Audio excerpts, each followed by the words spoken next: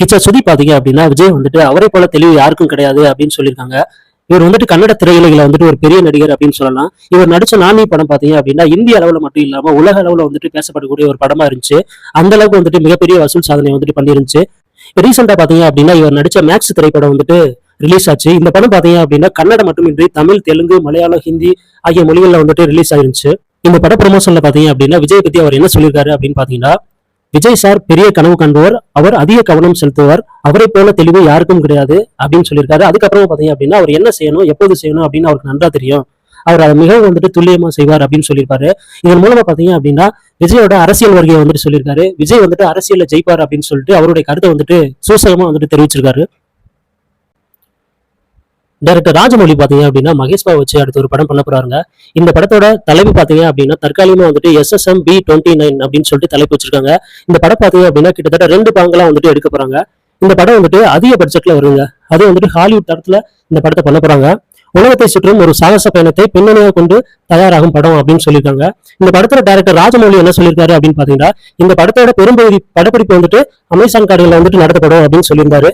இந்த படத்தோட நாயகியா பாத்தீங்க அப்படின்னா பிரியங்கா சோப்ராவும், வில்லனா பாத்தீங்கன்னா பிருத்திவிராஜும் வந்துட்டு நடிக்கிறதா தகவல் வந்திருக்குங்க.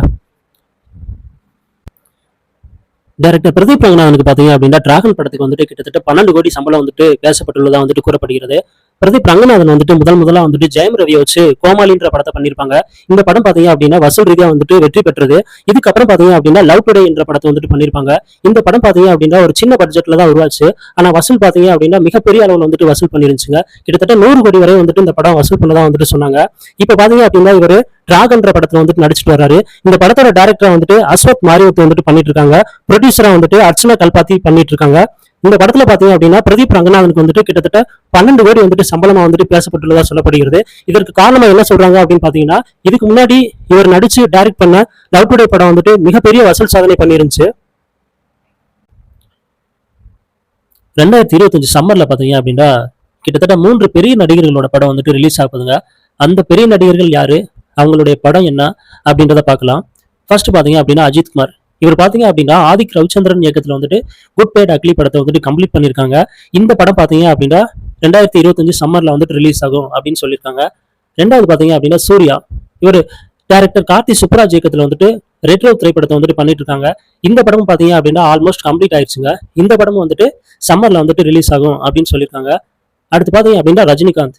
இவங்க பாத்தீங்க அப்படின்னா டைரக்டர் லோகேஷ் கனகராஜ் இயக்கத்துல கூலி திரைப்படத்தை வந்து பண்ணிட்டு இருக்காங்க. இந்த படமும் வந்துட்டு ஆல்மோஸ்ட் கம்ப்ளீட் ஆனதுனால இந்த படமும் வந்துட்டு 2025 சம்மர்ல வந்துட்டு ரிலீஸ் ஆகும் அப்படின்னு சொல்லியிருக்காங்க. படக்குழுவினர்கிட்ட இருந்து அபிஷியல் அனௌன்ஸ்மெண்ட் வரும் வரை நம்ம காத்திருப்போம். அடுத்த ஒரு சினிமா வீடியோல உங்களை பாக்குறேன். நன்றி, வணக்கம்.